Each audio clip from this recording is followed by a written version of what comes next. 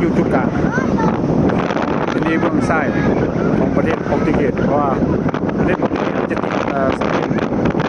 ติดประเทศสเปนยาวลงมาเบื้องซ้ายทะเลแปซิฟิกเขาแบบนั่นเก้าดีจริงๆเพราะว่ามันเป็น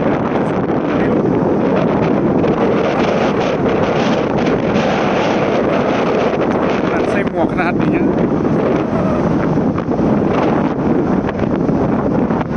ใส่หมวกคันๆยังกัน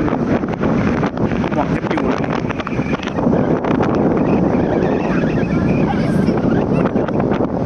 อันนี้เขาดึงออกมา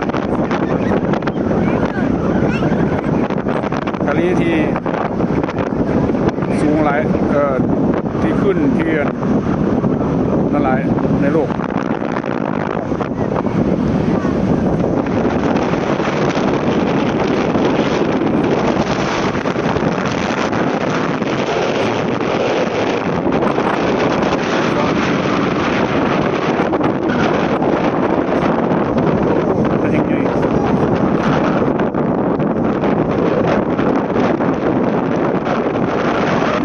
เดือน 8เลย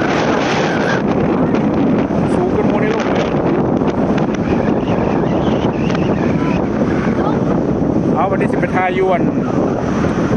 ดูถึง